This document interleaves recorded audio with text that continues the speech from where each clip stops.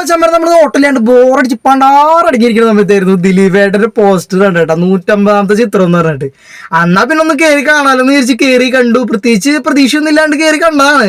പക്ഷെ അടിപൊളിയായിട്ട് എനിക്ക് ഇഷ്ടപ്പെട്ടു കേട്ടോ. അതായത് ഇപ്പോൾ ഇറങ്ങിയ സിനിമകളിലൊക്കെ വെച്ച് നോക്കുകയാണെങ്കിൽ നമുക്ക് എന്താ പറയുക, കഥ രീതിയിലായാലും മെസ്സേജ് രീതിയിൽ സിനിമ എന്ന് പറയുന്നത് ഒരു മെസ്സേജും കാര്യങ്ങളൊക്കെയാണ് കൂടുതലും.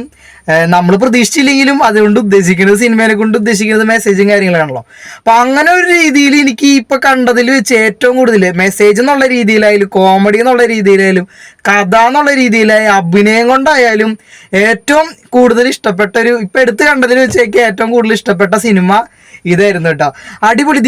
ദിലീപേട്ടൻ്റെ പഴയ ദിലീപിനെ കാണാന്നൊക്കെ പറയില്ലേ കമൻറ്റിൽ, ഇപ്പം കുറേ വീഡിയോസിലൊക്കെ കാണുന്നുണ്ട്. അത് തന്നെ പഴയ ആ ദിലീപേട്ടനെ കാണാൻ പറ്റിയിട്ട്. അതേമാതിരി ഒരു പാട്ടുണ്ട്, റാണിമേരി എന്നൊക്കെ പറഞ്ഞിട്ടൊരു പാട്ടുണ്ട്. ആ പാട്ടിൽ കുതിരപ്പുറത്തൊക്കെ വരുന്ന ആ ഒരു സീനൊക്കെ കാണുമ്പോൾ പണ്ടത്തെ ഒരു ദിലീപേട്ടൻ്റെ ആ ഒരു സംഭവമൊക്കെ നല്ല അടിപൊളിയായിട്ട്.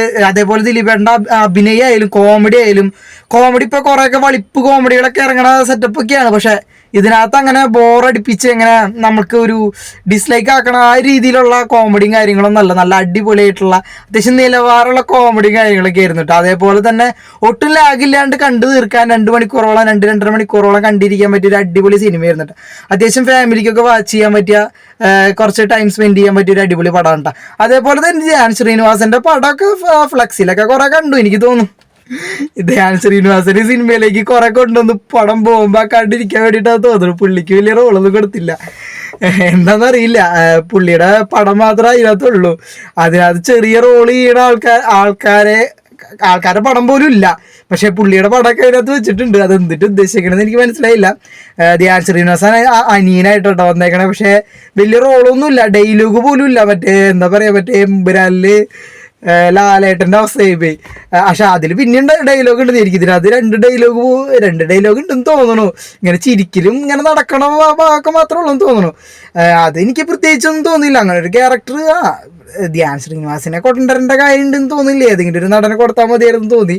അങ്ങനെയല്ല, ധ്യാൻ ശ്രീനിവാസിന് അഭിനയം മോശമായിട്ടല്ല, എനിക്കങ്ങനെ ഒരു സംഭവം തോന്നി. ആകെ നെഗറ്റീവായിട്ട് തോന്നിയത് അങ്ങനെ ഒരു കാര്യമായിരുന്നു. അല്ല, ധ്യാൻ ശ്രീനിവാസൻ മോശമായി എന്നല്ല ഉദ്ദേശിച്ചത്.